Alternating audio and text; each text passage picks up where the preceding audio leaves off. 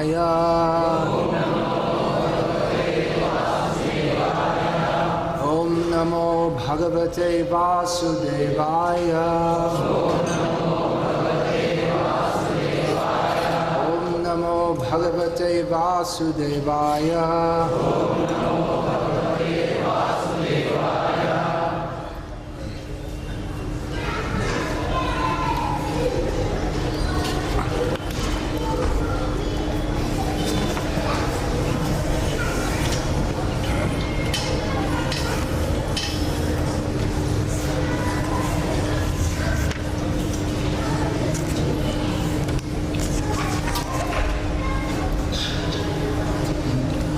श्रीमद् भगवद गीता यथारूप अनुवाद और तात्पर्य श्रीमद् ऐसी भक्तिवेदांत स्वामी प्रभुपाद के द्वारा अध्याय 16 श्लोक संख्या 30। विधि मुद्रिज वर्तते कामकारतः न सिद्धिमवाप्नोति न सुखम न परां गतिम। जो शास्त्रों के आदेशों की अवहेलना करते हैं और मनमानो ढंग से कार्य करते हैं, उससे न तो सिद्धि न सुख न ही परम गति की प्राप्ति हो पाती है। अज्ञानतिमिरन्धस्य ज्ञानञ्जनशलाकया चक्षुरुन्मीलितं येन तस्मै श्रीगुरवे नमः। श्रीचैतन्यमनोभीष्टं स्थापितं येन भूतले स्वयं रूप कदा मह्यं ददाति स्वपदान्तिकम्। वन्देऽहं श्रीगुरो श्रीयतः पदकमलं श्रीगुरून् वैष्णवांश्च श्रीरूपं साग्रजातं सहगना रघुनाथं वितं तं सजीवं साद्वैतं सावधूतं परिजनसहितं कृष्ण चैतन्यदेवं श्रीराधा कृष्णपादान् सहगना ललिता श्रीविशाखान्वितांश्च। हे कृष्ण करुणा सिंधो दीनबंधो जगतपते गोपेश गोपिका कांत राधा कांत नमोस्तुते। तप्त कांचन गौरंगी राधे वृंदावनेश्वरी वृषभानुसुते देवी प्रणमामि हरिप्रिये।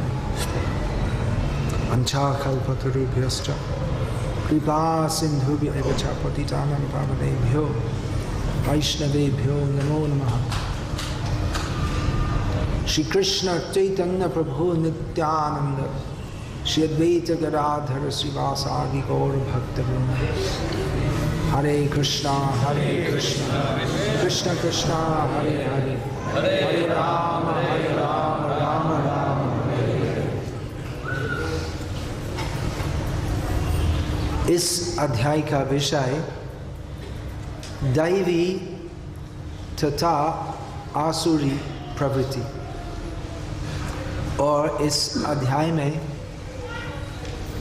आसुरी प्रवृत्ति का वर्णन अधिक है। इस अध्याय का पहला भाग में श्री कृष्ण कहते हैं कि द्वौ भूतौ सर्गे लोकेस्मिन् दैव आसुर एव च, अर्थात इस भौतिक संसार में दो प्रकार के व्यक्ति है। एक है दैवी प्रवृत्ति संपन्न और दूसरा है आसुरिक भाव संपन्न। और तो भूते स्वर्गलोकेस्मिन् दैव आसुर एव च। और पद्म पुराण में ये दो पद है कि दो प्रकार के व्यक्ति है। और भी वर्णन है। दैव ये शब्द का मुख्य अर्थ क्या है? विष्णु भक्त स्मृतो दैव। ये देव शब्द का मतलब कई मतलब है। मुख्य अभिधा अर्थ है जो प्रकाशमान है। प्रकाशमान है कैसे? उज्ज्वल है कैसे? क्योंकि विष्णु भक्त स्मृतोदय जो विष्णु भक्त है वो देव है, और असुरस्तात विपर्ययः, और आसुरिक प्रवृत्ति दैव प्रवृत्ति से विपरीत होती है।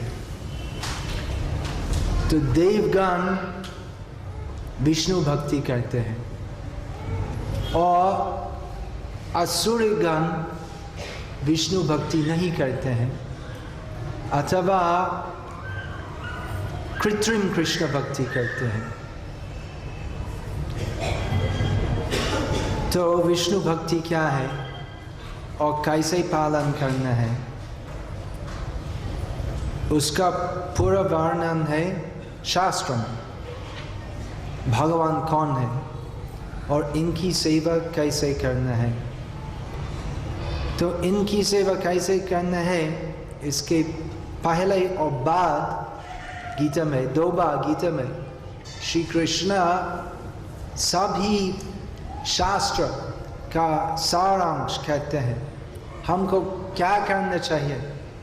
मन्मना भव मद्भक्तो मद्याजी मांग नमस्करो। सदैव भगवान मतलब कृष्ण का चिंतन करना चाहिए, इनका स्मरण करना चाहिए, और खाली स्मरण नहीं, सेवा भी करना चाहिए, इनकी उपासना करना चाहिए और इनको दंडवत प्रणाम अर्पण करना चाहिए। तो इस प्रकार भक्ति करने से क्या होते हैं, क्या फायदा होगा भक्ति करने से। बहुत से लोग नास्तिक लोग हमसे पूछते क्या फायदा होगा, क्या फायदा होगा। तो यही फायदा होगा, मामे वैश्यसी सत्यं ते प्रतिजाने प्रियोसी में। जो कृष्ण की भक्ति करते हैं तो कृष्ण के पास जाते हैं। आसुरिक लोग कृष्ण के पास जाना नहीं चाहते। तो अगर कृष्ण के पास जाना है, कृष्ण का स्मरण करना है से, कृष्ण की भक्ति करने से, कृष्ण की सेवा करने से, तो हम नहीं करेंगे। करने की इच्छा नहीं थी और अभी यही सिद्धांत सुनना कि कृष्ण भक्ति करने से कृष्ण के पास जाना है, तो अवश्य ही हम नहीं करेंगे भक्ति। तो ये आसुरिक स्वभाव है। और शास्त्र में भगवान का वर्णन है, भगवान के भक्त का वर्णन है, और भगवान के विद्वेषी असुरगण उनका भी वर्णन है। शिशुपाल जैसे, रावण जैसे, हिरण्यकशिपु। तो रावण ऋषि पुत्र था और बुद्धिमान था और शक्तिमान था। बुद्धिमान मतलब एक राजा था और ब्राह्मण का लड़का, और वेदविद था, उनका पास वेद ज्ञान था, और उनका एक पुत्र यज्ञ करने में निपुण था, इंद्रजित। तो इतना सा बुद्धिमान होने के भी बुद्धिहीन था, क्योंकि बुद्धि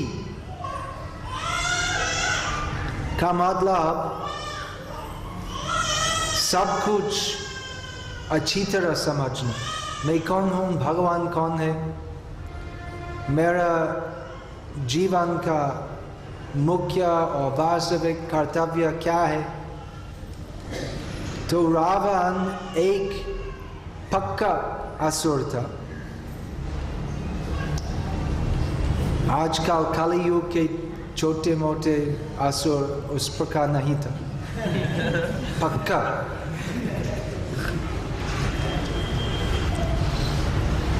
तो विभीषण, मरीचा और इनके बहुत मित्र उसको बताया तो राम के साथ झगड़ा मत करो, सीता को छोड़ दो। लेकिन बुद्धिहीन था, सोचा कि मैं रावण हूँ और राम कौन है? वो साधारण मनुष्य है और मैं राक्षस का राजा हूँ, और राम क्या कर सकते? तो ये आसुरिक प्रवृत्ति है। इस श्लोक में श्री कृष्ण कहते हैं कि आसुरिक लोग शास्त्र विधि पालन नहीं करते, लेकिन रामायण से यही पता मिलता है कि रावण भी शास्त्र विधि पालन किया था, इंद्रजित भी यज्ञ करने वाले था। तो यज्ञ करना का मतलब वो शास्त्र विधि पालन करना चाहिए। तो यज्ञ कैसे करना है तो पूरा वर्णन है शास्त्र में। और लंका में वर्णाश्रम धर्म, वर्ण विभाग, ब्राह्मण क्षत्रिय वैश्य शूद्र, वो सब कुछ चलता था।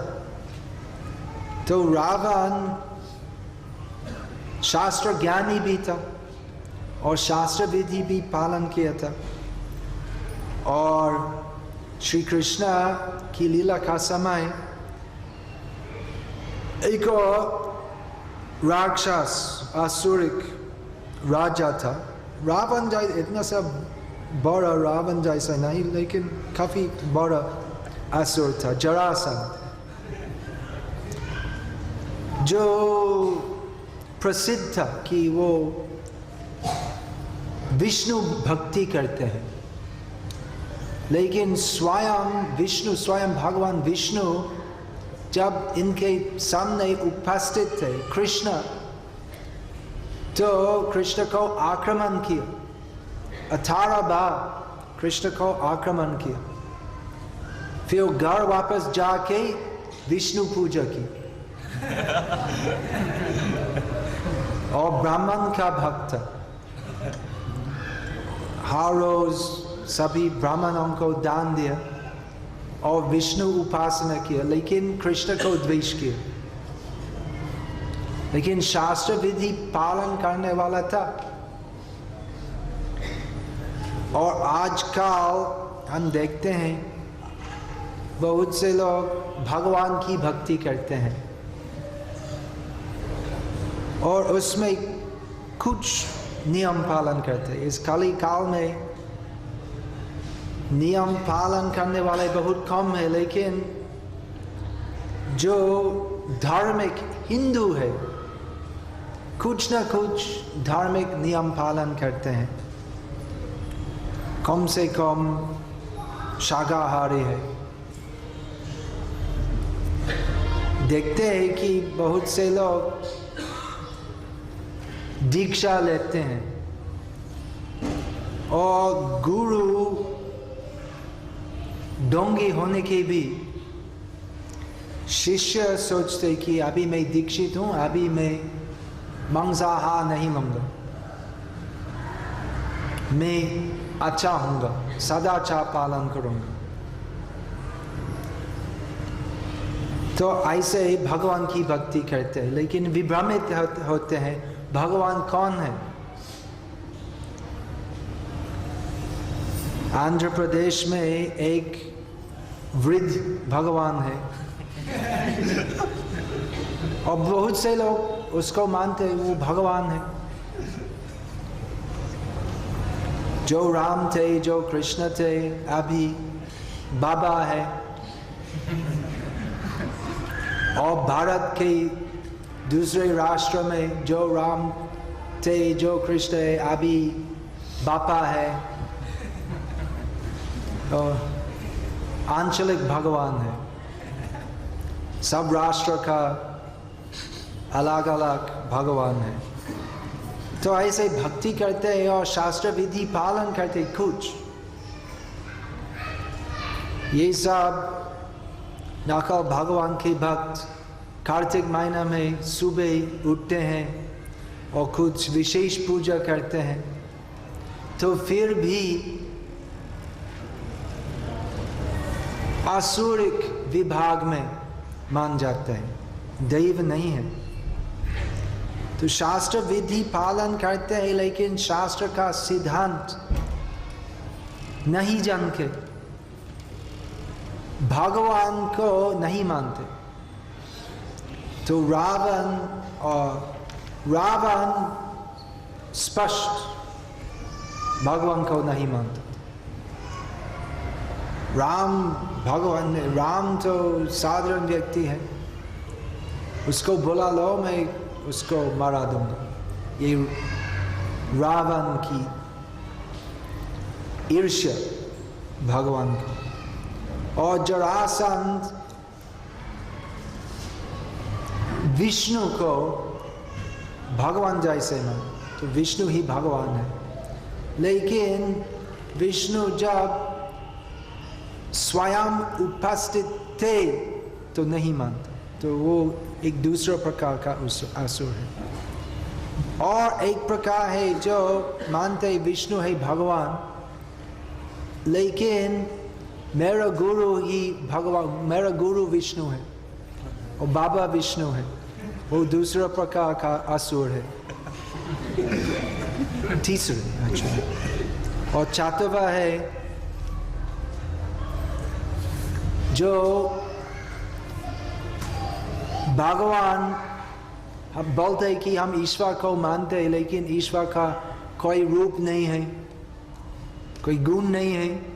ईश्वर है लेकिन कोई गुण नहीं है, रूप नहीं है, नाम नहीं है, तो कैसे ईश्वर है? ईश्वर क्या हवा है? ईश्वर क्या? हवा का कुछ गुण है, ठंडे के मौसम में हवा ठंडा है, तो बोलते ईश्वर इतना सूक्ष्म है कि कोई भी गुण नहीं है। तो वो एक प्रकार का असुर है जो मुंह से भगवान को मानते लेकिन वास्तव में नहीं मानते। और एक प्रकार का असुर है जो बिल्कुल शास्त्र विधि नहीं मानते, और आजकल ज़्यादा लोग इस श्रेणी में आते हैं। तो कोई शास्त्र विधि नहीं मानते, जानते कुछ भी नहीं जानते शास्त्र विधि क्या है। मैं आज सुबह आया था हैदराबाद में, नाइट ट्रेन, रात की गाड़ी से विजयनगरम से आया हूँ। तो सुबह सुबह उठा और जाप किया, और बहुत शांति में जाप किया, क्योंकि कोई दूसरे पूरा ढाबे में कोई दूसरे, और गाड़ी का पहुंचने का समय 7:30 बजे था, और ज़्यादा लोग 7 बजे के बाद उठे। पूरा बोगी में 1-2 आदमी 6 बजे के बाद उठे। तो बहुत शांति में जाप किया, कोई मुझको डिस्टर्ब नहीं कर। लेकिन शास्त्र विधि है, सूर्योदय के पहले अगर नहीं उठना है तो वो ही पाप है। तो उठना के पहले लोग पाप करते हैं, तो उठने के बाद और क्या प्रश्न है? तो फिर हम क्या सोचेंगे? हम दिन भर सोएंगे, फिर पाप नहीं होगा। अगर सूर्योदय के बाद उठना पाप है तो सूर्योदय होगा है, ठीक है, हम दिन भर सोएंगे, फिर पाप नहीं होगा। हम नहीं उठेंगे, फिर देरी उठना का पाप नहीं होगा, लेकिन और भी पाप होगा, क्योंकि शास्त्र विधि में 2 विभाग है, विधि और निषेध। निषेध विधि है सूर्योदय के पहले नहीं, ब्रह्म मुहूर्त के पहले उठना चाहिए। ब्रह्म मुहूर्त तो सूर्योदय के पहले आते हैं। और विधि है ब्रह्म मुहूर्त में उठना, और निषेध है ब्रह्म मुहूर्त के बाद नहीं उठना। और विधि है,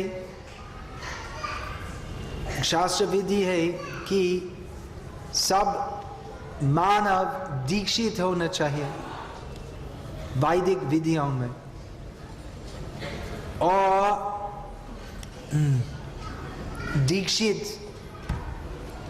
लोग का कर्तव्य है गुरु का आदेश के अनुसार पूजा पाठ जप ध्यान इत्यादि करना, तो वो नियम है। और अगर नहीं करना है तो पाप होते हैं।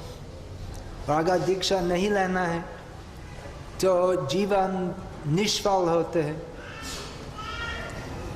दीक्षा लेना है दिव्यम ज्ञानम, ये दी शब्द का मतलब दिव्यम ज्ञानम। दिव्यम ज्ञानम प्राप्त करने के लिए दीक्षा ग्रहण करना है। तो शास्त्र विधि सीखना है और पालन करना है। और अगर नहीं करने, अगर शास्त्र विधि, अगर एक मानव तो शास्त्र विधि नहीं पालन नहीं करते हैं तो वो द्विपद पशु है। मनुष्य का आकार है लेकिन चेतना पाशविक है। तो आसुरिक लोग तो जितने भी शिक्षित या धनी या कुलीन तो सब पशु जैसे है, क्योंकि पशु क्या करते हैं? आहार निद्रा भय मैथुन, खाते पीते सोते, भय लगते और मैथुन करते हैं। और मानव जीवन में अगर हम शास्त्र विधि पालन नहीं करते, अगर हम प्रयास नहीं करते हैं परम गति परम सिद्धि प्राप्त करने के लिए, तो जीवन पाशविक होते हैं। और अगर हम शास्त्र विधि पालन करते हैं लेकिन परम सिद्धि परम गति प्राप्त करने के लिए नहीं, आहार निद्रा भय मैथुन सिद्धि प्राप्त करने के लिए, तो वो भी पाशविक जीवन है। शास्त्र में निर्देश है तो कैसे सभ्यता से, अर्थात शास्त्र विधि पालन करने से आहार निद्रा भय मैथुन की आवश्यकताएं पूर्ण होते हैं, लेकिन वो शास्त्र का उद्देश्य नहीं है। तो कैसे हम सुख शांति में इस भौतिक जगत में रह सकते हैं, वो विधि है शास्त्र में। तो ये करो, ऐसे करो, वैसे करो। समाज में विभाजन होना चाहिए, ब्राह्मण क्षत्रिय वैश्य शूद्र। ब्राह्मण का कर्तव्य है पठन पाठन, जजन जाजन, दान प्रतिग्रह, शास्त्र पाठ करना, शास्त्र सिखाना दूसरों को, पूजा करना, अन्यों के लिए पूजा करवाना, और दान ग्रहण करना और दूसरों को भी दान देना। यही ब्राह्मण का कार्य और कर्तव्य। और क्षत्रिय धर्म, राज धर्म वो अलग है, और वैश्य धर्म अलग है, और शूद्र धर्म है उच्च वर्ण की सेवा करना। तो यही सब शास्त्रीय विभाजन है। जिससे समाज में सुख शांति होगी। लेकिन ये सब नियम पालन करने से शास्त्र का उद्देश्य, वास्तविक उद्देश्य प्राप्त नहीं होता। शास्त्र में ये सब निर्देश है, तो कैसे सभ्यता से जीवन व्यतीत करना चाहिए।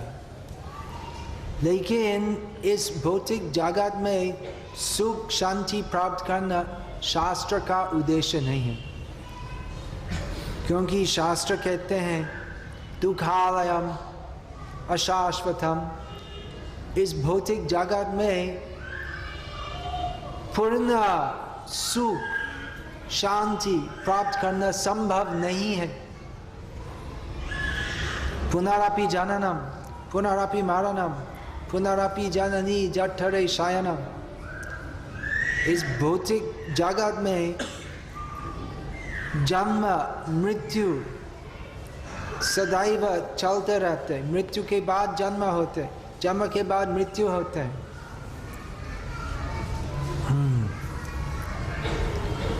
तो कैसे सुख शांति होगी? तो सुख के लिए हम कितना प्रयास करते हैं। तो सुख के लिए मुख्य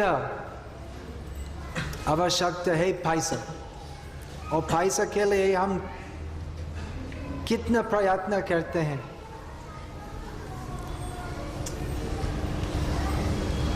लेकिन खाली पैसा से हम सुख नहीं मिल सकते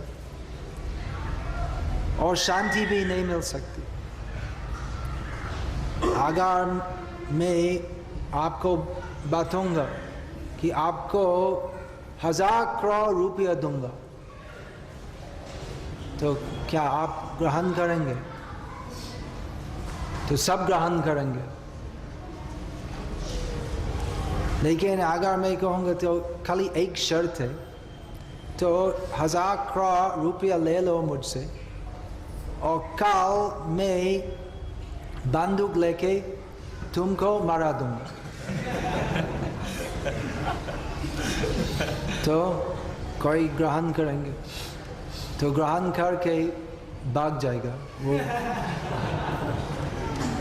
तो इस कमरा में रहो, खाली पैसा ले लो और इस कमरा में रहो। मेरे पास चाबी है, और पैसा के साथ रहो, और कल मैं आऊँगा बंदूक लेके। तो कोई ग्रहण करेंगे?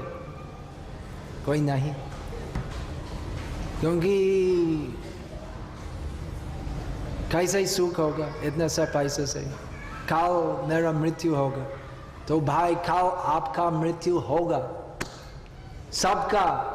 कल या परसों या एक हफ्ते के बाद, एक महीने के बाद, एक साल के बाद, 30 साल के बाद सबका मरण होगा। जी हाँ, जी हाँ, जी हाँ। लेकिन बीच में पैसे के लिए प्रयत्न करना चाहिए, लेकिन सबका मरण होगा। आप पूरा जीवन में इतना सा प्रयास करते हैं पैसा लाने के लिए जिससे सुख होगा, लेकिन जब आप और कुछ भी काम नहीं कर सकते, उस समय रिटायरमेंट निवृत्त होते हैं और उसके कुछ दिन के बाद मार जाते हैं। ये आपका जीवन है। पूरा जीवन जाते काम में पैसा के लिए, और पैसा किस लिए? सुख के लिए। लेकिन सुख क्या है? सुख नहीं है इस भौतिक जगत में। तो सबका जीवन निष्फल हो जाता है। तो क्या करना चाहिए? सब संन्यास लो, लेकिन सब नहीं लेंगे। सब तैयार नहीं है संन्यास लेने के लिए। लेकिन इस ज्ञान में माता में रखना चाहिए कि हम नहीं रहेंगे, मरण होगा, और उसके बाद पुनर्जन्म होगा, तो जो हम करते हैं इस जीवन में उसके उस वो कर्म के अनुसार अगले जन्म होगा।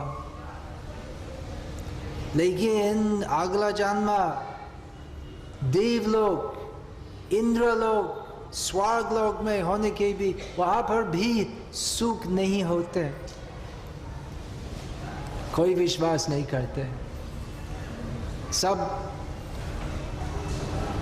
ज़्यादा लोग विश्वास नहीं करते और जो बोलते वो सही है सही है, वे भी विश्वास नहीं करते, बोलते सही है, कोई सुख नहीं है भौतिक जन्म में, भौतिक जगत में, लेकिन कुछ भी आशा है कि सुख हो सकते, थोड़ा सा एडजस्टमेंट करूँगा फिर सुख होगा। तो शास्त्र विधि पालन करना है, किस लिए? जिससे हम विष्णु भक्ति प्राप्त कर सकते। विष्णु भक्ति किस प्रकार की? जरासंध की भक्ति, बाबा की भक्ति नहीं। विष्णु भक्ति है महाजन परंपरा के अनुसार। द्वादश महाजन है कौन? स्वयंभू, बोलो। स्वयंभू, शंभू, कुमार। स्वयंभू मतलब ब्रह्मा, कुमार चतुर्कुमार, महादेव शिव, नारद, जनक महाराज, बलि महाराज, प्रहलाद महाराज, भीष्मदेव, यमराज, सुखदेव गोस्वामी, और सबका सिद्धांत एक ही है, कृष्ण ही भगवान है और इनकी सेवा करना चाहिए।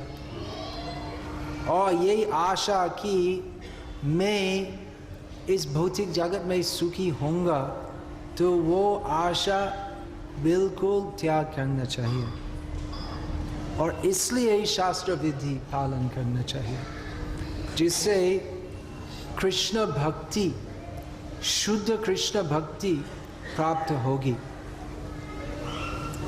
तो साधारण शास्त्र विधि पालन करना है, जिससे हम ज़्यादा अवसर मिलेंगे शुद्ध कृष्ण भक्तों की संगति प्राप्त करना, जिससे हम यही संदेश सुनेंगे। तो अगर हम शास्त्र विधि पालन करते हैं, लेकिन आशा होती है कि हम स्वर्ग लोग जाएंगे और अगला जन्म तो अच्छा कुल में होगा, तो शास्त्र विधि पालन करने से कोई फायदा नहीं होता। और ऐसे व्यक्ति पुण्यात्मा होने के भी उसका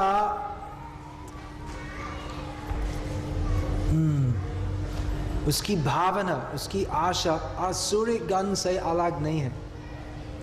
देव लोग शास्त्र विधि पालन करते हैं, किस लिए? जिससे हम भौतिक जगत में सुखी रह सकते हैं। और आसुरिक लोग शास्त्र विधि पालन करते हैं, किस लिए? शास्त्र विधि पालन नहीं करते, क्यों? क्योंकि सोचते कि शास्त्र विधि पालन करने से क्या फ़ायदा होते हैं, हम खुद का बल से इस भौतिक जगत को भोग करेंगे। तो देवगण आसुर से अच्छे हैं, आसुरी गण तो एकदम नास्तिक, भगवान की विरोधी है। लेकिन साधारण देवगण भी चाहते हैं इस भौतिक जगत को भोग करना और सोचते हैं कि भगवान की सहायता लेके हम भौतिक जगत को भोग करेंगे। लेकिन शास्त्र का वास्तविक संदेश है कि जीव भोगी नहीं है, जीव सेवक है। जीव का कर्तव्य, जीव का धर्म है भगवान की सेवा करना। तो ये वास्तविक शास्त्र का सिद्धांत है। और जो लोग अभी तक इसको नहीं समझ, स्वीकार नहीं किया, तो वो लोग के लिए सामान्य शास्त्र विधि पालन करना अच्छा है, लेकिन पालन करके भी अगर यही सिद्धांत, मैं जीव हूँ, मैं कृष्ण दास हूँ, मैं कृष्ण नित्य दास हूँ, अगर यही सिद्धांत हम स्वीकार नहीं करते हैं तो क्या होगा? हम ज़्यादा दिन शास्त्र विधि पालन नहीं करेंगे, क्योंकि हमारा उद्देश्य होगा जगत को भोग करना। और शास्त्र विधि में बहुत नियम है जिससे भोग करना नहीं होते हैं या त्याग होते हैं, नियम पालन करना है। तो इस महीना में जो घी, चीनी, वो सब चीज़ नहीं लेना है, हविष्य न लेना है, तो तपस्या करना है। तो पुण्यात्मा ये सब नियम पालन करते हैं, तपस्या करते हैं। किस लिए करते हैं? क्योंकि सोचते हैं कि ये तपस्या पालन करने से हम भगवान का आशीर्वाद मिलेंगे और बाद में भगवान का आशीर्वाद से हम ज़्यादा भोग करेंगे। वो अय्यप्पा व्रत उस प्रकार है नहीं, कितने दिन? 40 दिन, 45 दिन मांस, शराब, व्यभिचार सब बंद होते। क्यों करते हैं? सोचते हैं कि अय्यप्पा की कृपा से हम बाद में ज़्यादा अवसर मिलेंगे मांसाहार करना, शराब पीना, व्यभिचार इत्यादि करना, और करते हैं। तो 40 दिन करते हैं और उसके बाद फिर सब कुछ चालू करते हैं। तो क्या फ़ायदा हुआ उससे? कुछ फ़ायदा नहीं था। तो अगर हमारा उद्देश्य है भोग करना, तो हम सोचेंगे ये तपस्या करने का क्या ज़रूरत है, मेरा उद्देश्य है भोग करना, इंद्रिय सुख, इंद्रिय तृप्ति। तो किस लिए तपस्या करते हो? तपस्या नहीं करके भी तो विषय सुख उपलब्ध होते हैं। और ऐसे नास्तिक लोग तो शास्त्र विधि तो अवहेलना करते, तो शास्त्र विधि पालन करने का क्या जरूरत है? तो इसलिए शास्त्र का सारांश क्या है, शास्त्र का क्या उद्देश्य है, इसको मालूम होना चाहिए। अगर नहीं तो हम कितने दिन शास्त्र विधि पालन करेंगे? और शास्त्र विधि अगर पालन नहीं करेंगे तो हम नरक जाएंगे। इसके पहले भगवान इस अध्याय में 2 श्लोक के पहले श्री कृष्ण कहते हैं, त्रिविधं नरकस्येदं द्वारं नाशनम आत्मनः कामः क्रोधस् तथा लोभस् तस्मात् एतत् त्रयं त्यजेत्। अर्थात नरक के 3 द्वार है, काम, क्रोध और लोभ। और इसलिए बुद्धिमान लोग ये 3 रास्ते को त्याग करते हैं। तो शास्त्र विधि क्या है? शास्त्र विधि एक विधान जिससे हम धीरे धीरे काम, क्रोध और लोभ से मुक्त हो सकते हैं। लेकिन अगर हम नहीं जानते शास्त्र विधि का क्या उद्देश्य है, तो हम फिर काम, क्रोध, लोभ का वश में आएंगे। और वो स्पष्ट है आधुनिक हिंदू समाज में।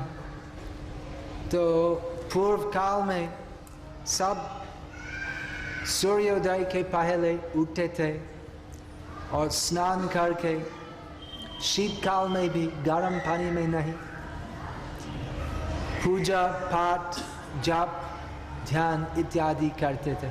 आज नहीं करते क्योंकि रात 12 बजे 1 बजे 2 बजे तक गंदी फिल्म देखते हैं। तो काम क्रोध और लोभ का वश में आया है। तो कैसे इस विशुद्ध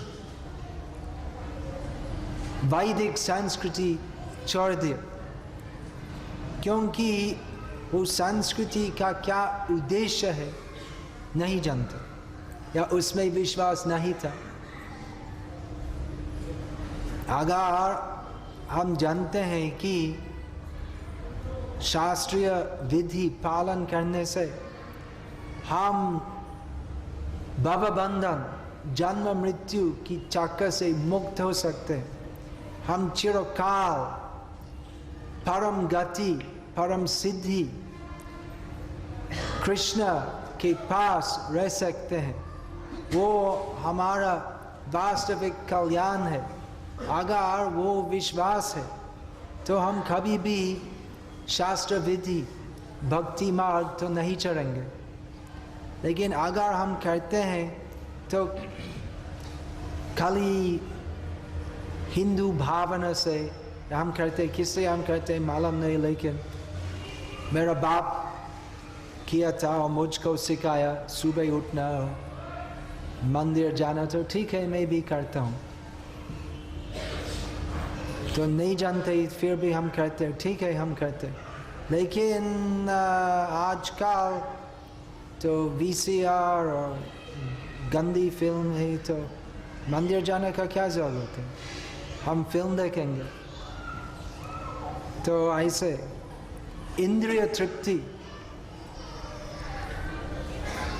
प्राप्त होते आसानी से, और हम नहीं जानते कि जीवन का क्या उद्देश्य है, और इसलिए हम सब कुछ चढ़ते हैं और कभी कभी भी मंदिर जाते हैं। ठीक है, कभी कभी मंदिर जाना वो भी अच्छा है, भगवान का आशीर्वाद मिलेंगे जिससे हम और ज़्यादा पैसे मिलेंगे, फिर और बड़ा TV खरीद लेके और ज़्यादा गंदी फिल्म देखेंगे।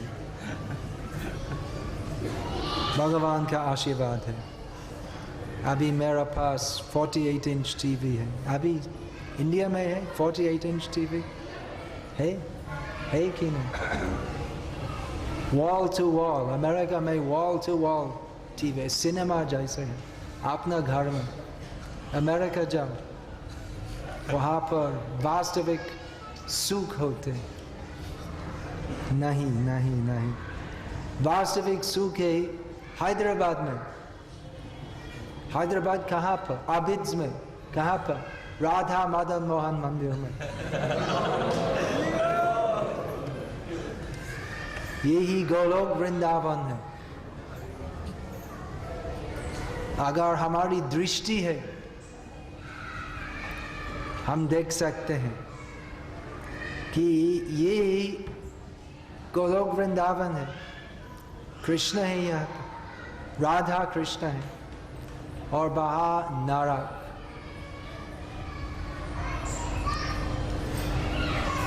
तो शास्त्र विधि पालन करना चाहिए, और किस लिए पालन करना चाहिए? नहीं है भौतिक सुख प्राप्त करने के लिए। शास्त्र विधि पालन करना चाहिए जिससे हम ज्ञान मिलेंगे कि जगत में सुख नहीं होती। भौतिक सुख तो कोई सुख नहीं है। सुख है श्री कृष्ण के चरण का शरण में, वही सुख है। और इसलिए भक्ति नियम पालन करना चाहिए। सुबह उठना किस लिए? मंगल आरती जाने के लिए, माला करने के लिए, शास्त्र पाठ श्रवण करने के लिए, जीवन की परम संसिद्धि शुद्ध कृष्ण भक्ति प्राप्त करने के लिए। तो ये सब बात बोल के लोग सोचते तो महाराज बहुत कठिन बात बोलते, बहुत खराब। तो ठीक है, हरि नाम करो, हरे नाम हरे नाम हरे नाम एव केवलम, कलो नास्त्येव नास्त्येव नास्त्येव गतिरन्यथा। तो हरि नाम करो, परम सिद्धि होगी हरि नाम से। लेकिन अगर हरि नाम करेंगे तो अगर हम वास्तव में हरि नाम करेंगे, वास्तविक हरि नाम क्या है? वास्तविक हरि नाम नहीं हरे कृष्णा मुझे पैसा दो, हरे कृष्णा और ज़्यादा पैसा दो, वो भक्ति नहीं है। उससे हम भगवान की वास्तविक कृपा नहीं मिलेंगे। आश्चर्य की बात है, कितने सारे लोग श्रीनिवास के पास जाते, तिरुपति जाते हैं भगवान का आशीर्वाद के लिए। वो तिरुमाला में नियम है मांसाहार मना है, तो तिरुमाला से नीचे तिरुमाला आते फिर नॉन वेज रेस्टोरेंट जाते। तो तिरुमाला में नियम है तो नॉन वेज नहीं चलते, तो लोग जाते और नॉन वेज खाली शाकाहार लेते तिरुमाला में और भगवान का आशीर्वाद के लिए प्रार्थना करते, फिर नीचे वापस आके फिर सब कुछ चालू करते। तो इसका मतलब क्या है? तो कहाँ है भक्ति? तो तिरुमाला में गोविंद गोविंद गोविंद बोलते और फिर नीचे आके तो राक्षसी कार्य फिर चालू करते। तो कैसी भक्ति होते? तो हरे कृष्ण बोलो, हरे कृष्ण कृष्ण कृष्ण हरे हरे, हरे राम राम राम हरे। यही बात भी सुनना चाहिए। तो नाम, कृष्ण नाम बोलना चाहिए। किस लिए? आई नंद तनज किंकरम पतितं मां विषमे भवम बुधौ, कृपया तव पाद पंकज स्थित धूलि सदृशं विचिंतया। नाम बोलना चाहिए जिससे हम पूरा शरणागत होंगे श्री कृष्ण के चरण में, जिससे हम सभी इच्छा भौतिक सुख प्राप्त करने के लिए छोड़ देंगे, वो हमारा वास्तविक कल्याण होगा। लेकिन अगर हम सोचते हैं कि हम गएंगे, हम स्वेच्छाचारी होके नाम गाएंगे, हम मंदिर रहेंगे और जैसे इच्छा वैसे हम सब कुछ करेंगे, हम कुछ उपदेश नहीं मिलेंगे, तो कोई फायदा नहीं होगा। तो इसलिए एक नियम है, इस श्लोक में श्री कृष्ण कहते हैं नियम पालन करने के बारे में। तो एक नियम है कि मंदिर में खाली दर्शन करना नहीं, बैठना भी है, वो नियम है नहीं। तो कम से कम इसलिए बहुत बार देखते लोग मंदिर आते हैं, वो दंडवत प्रणाम नहीं करते, तो खाली हाथ जोड़ के प्रणाम करते हैं, तो दंडवत नहीं कर, और भगवान को प्रार्थना करते हैं, फिर बैठते हैं 2 सेकंड के लिए, फिर उठ के बाहर जाते हैं। ये नियम है बैठना। किस लिए? जिससे हरि कथा, भगवत गीता कथा श्रवण कर सकती, वो बैठना का मतलब है।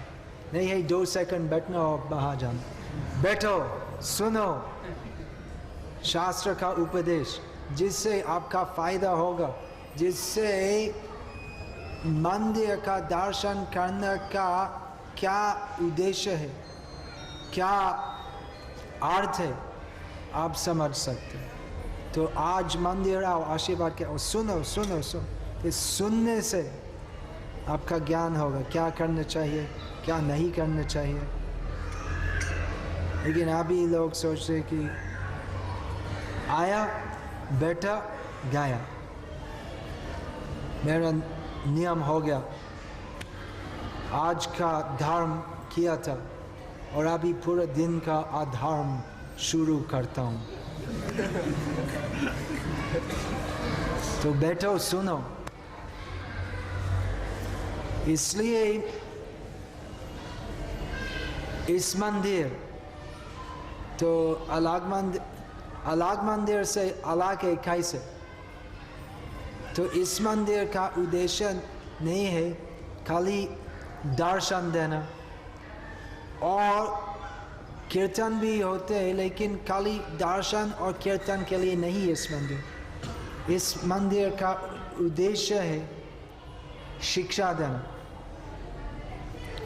तो शिक्षा ले तो कैसे कृष्ण भक्ति करना है जिससे हम भवबंधन से मुक्त हो सकते हैं, जिससे हम वास्तविक कृष्ण भक्ति प्राप्त कर सकते हैं।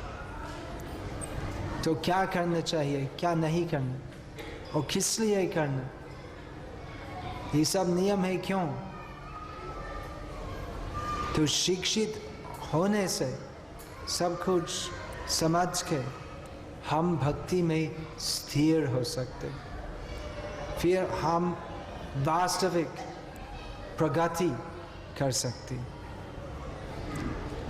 तो इसलिए इस मंदिर में वो सब शिक्षा का आयोजन है। भक्ति वृक्ष, सुबह शाम को प्रवचन होते, भागवत और गीता प्रवचन, और वो भक्ति वृक्ष प्रकल्प है जिससे आप सिस्टमैटिकली क्रमशिक भक्ति शिक्षा मिल सकती। तो शास्त्र में क्या है आप सीख ले। गर्व से कहो हम हिंदू है, लेकिन भगवद गीता का एक श्लोक भी नहीं जानते, तो क्या गर्व है? शर्म से कहो। तो देखो मुस्लिम तो इनके बच्चे को कुरान सिखाते नहीं, और क्रिश्चियन बाइबल सिखाते। तो हम हिंदू नहीं, मतलब हम बाबा जैसे हिंदू, उस पर हम हिंदू नहीं हैं। हम मतलब हम एक दृष्टि में हम हिंदू है, लेकिन सिद्धांतिक तात्विक विचार में हम कृष्णदास है, और मुस्लिम भी कृष्णदास है, और क्रिश्चियन भी कृष्णदास है, और पशु पक्षी पेड़ घास सब प्राणी कृष्णदास है। तो हम कृष्णदास है, तो दास का मतलब भगवान का उपदेश पालन करने वाला। तो भगवान का उपदेश क्या है तो सीखना चाहिए।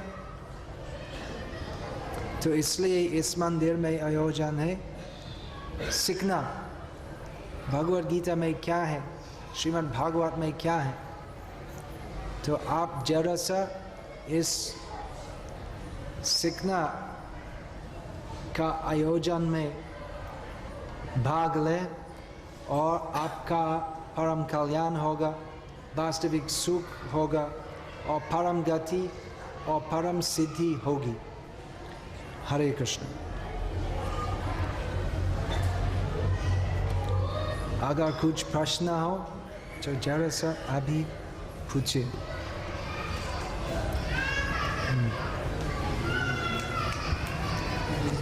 He's got the books.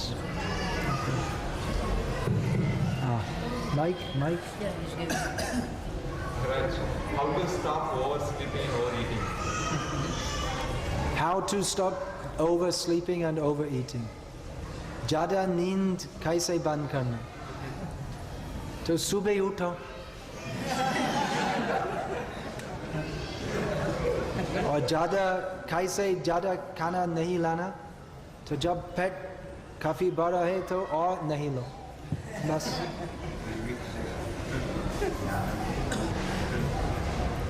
अगर सुबह उठना है तो ज़्यादा नींद नहीं होगा, तो सुबह उठो, 3 बजे 4 बजे उठो।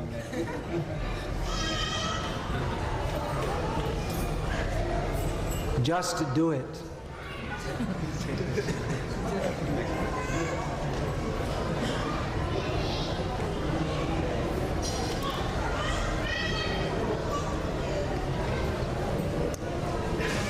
वो एक ही उदाहरण है। अगर एक व्यक्ति आपको बताता कल 4:30 बजे आओ मेरे पास और तुमको 1000 करोड़ रुपया दूंगा 4:30 बजे सुबह, तो आप आएंगे क्या? आएंगे। तो हम बोलते 4:30 बजे मंदिर आओ और 1000 करोड़ रुपया से और बड़ा इनाम मिलते, भगवान मदन मोहन का दर्शन।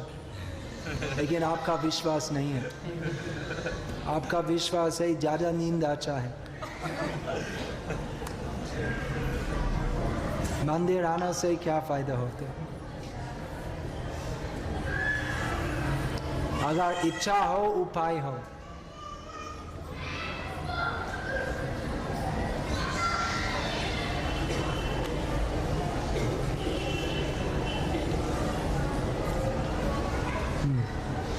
Mike, give the mic.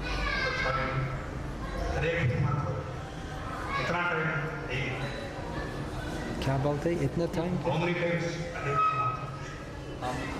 कितना टाइम जप करना है? कितना टाइम जप करना है? दिन में कितने घंटे हैं? 24। तो 24 घंटे में जप करना है।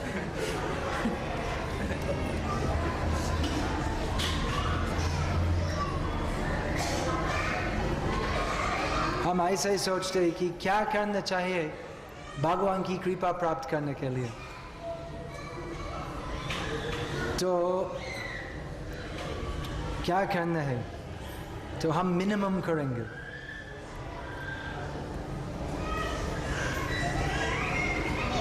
कितना टाइम माला करना है दिन में? तो अगर आधा घंटे का, ठीक है, मैं आधा घंटा करूँगा और बाकी समय और इंद्रिय तृप्ति के लिए व्यस्त होंगे। भगवान कहते हैं सततम कीर्तयन्तो मां, सदैव मेरा कीर्तन करो। तो जीवन में व्यवस्था करना चाहिए जिससे हम सदैव भगवान का स्मरण करेंगे। अगर 1 सेकंड में हम भगवान का स्मरण नहीं करते तो वो डिजास्टर है।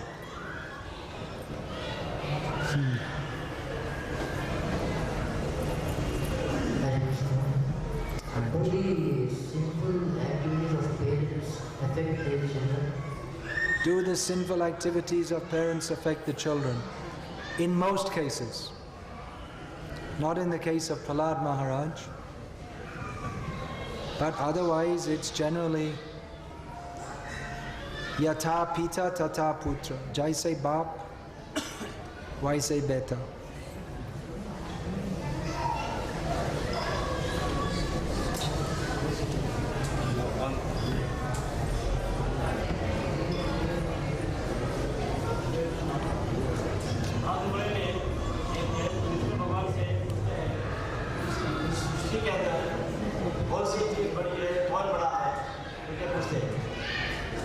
कौन पूछते? नारद मुनि। विष्णु भगवान से पूछते हैं इस पूरा सृष्टि में बहुत सी चीज बड़ी है, बहुत बड़ा है। विष्णुमूर्ति से पूछते और नारद ने विष्णु भगवान से पूछते। हाँ, और आप क्या पूछते हैं?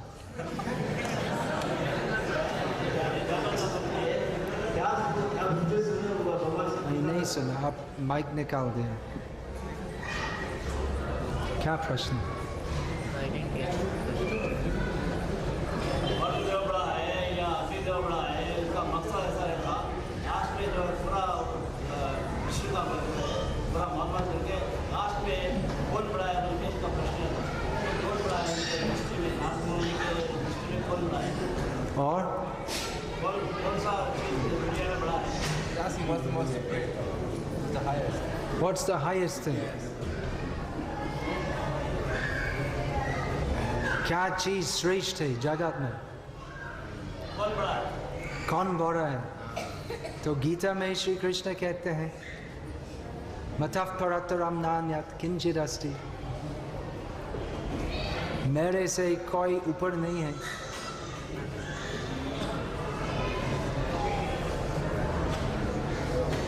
और पद्म पुराण में देवी Parvati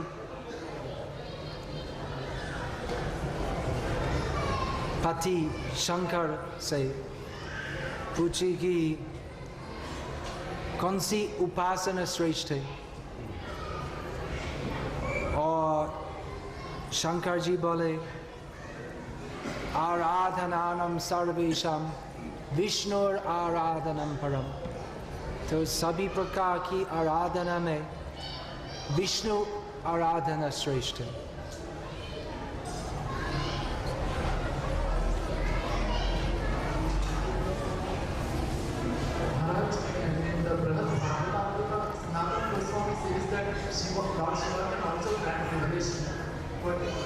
And grant what?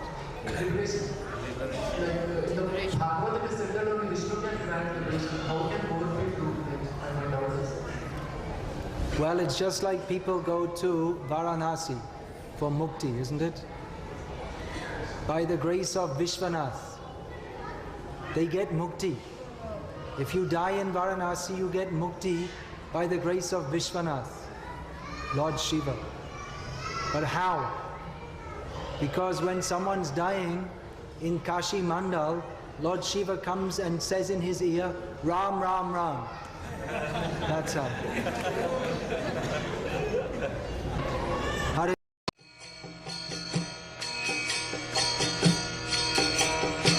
Shri Krishna Chaitanya Prabhu Nityananda Shri Advaita Gadadhar Shivasati Gaudha Prabhupada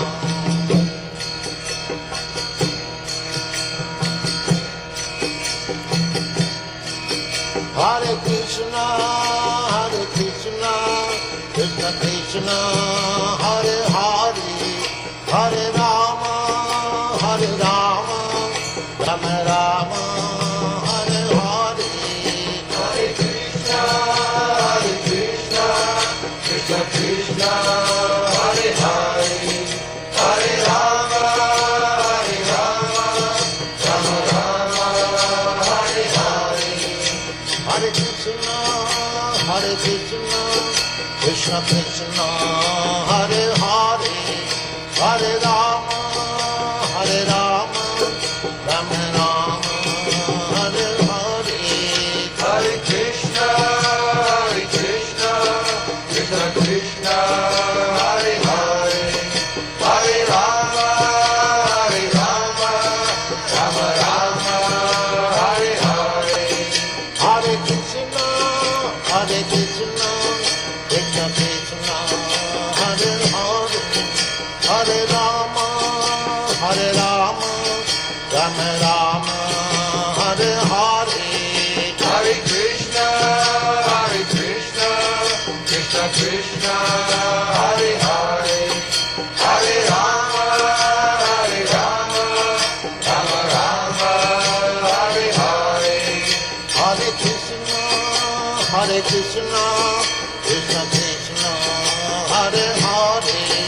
Hare Rama, Hare Rama, Rama Rama, Hare Hare. Hare Krishna, Krishna Krishna, Hare Hare, Hare Rama, Rama Rama, Hare Hare. Hare Krishna, Krishna Krishna, Hare Hare, Hare Rama, Rama Rama, Hare Hare.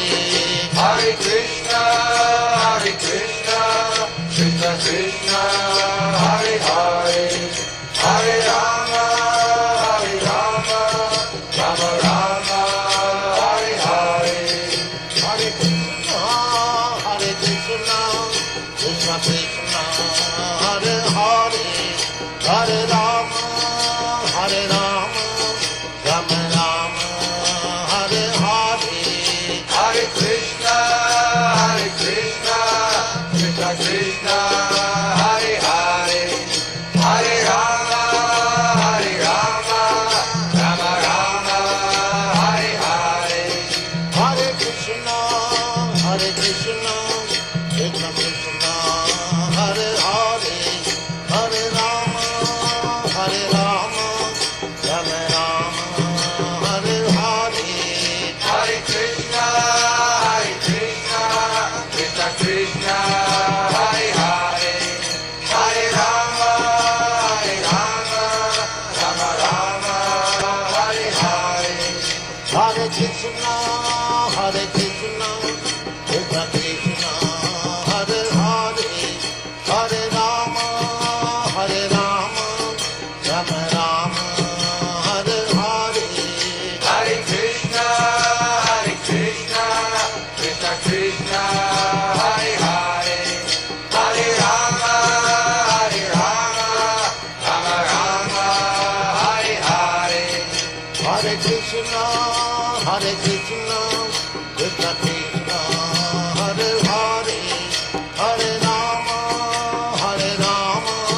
Rama Rama, Hare Hare.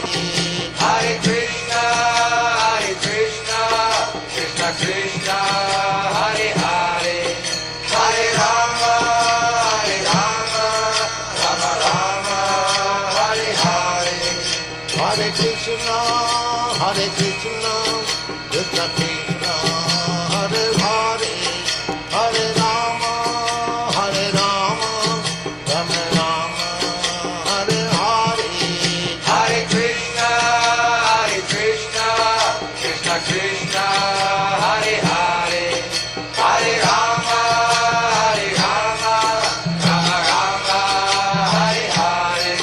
Hare Krishna, Krishna Krishna, Hare Hare, Hare Rama, Rama Rama, Hare Hare. Hare Krishna, Krishna Krishna, Hare Hare, Hare Rama, Rama Rama, Hare Hare. Hare Krishna, Krishna Krishna, Hare Hare, Hare Rama, Rama Rama, Hare Hare. Hare Krishna, Krishna Krishna, Hare Hare, Hare Rama, Rama Rama, Hare Hare. Hare Krishna, Krishna Krishna, Hare Hare, Hare Rama, Rama Rama, Hare Hare. Hare Krishna, Krishna Krishna, Hare Hare, Hare Rama, Rama Rama, Hare Hare. Hare Krishna, Krishna Krishna, Hare Hare, Hare Rama, Rama Rama, Hare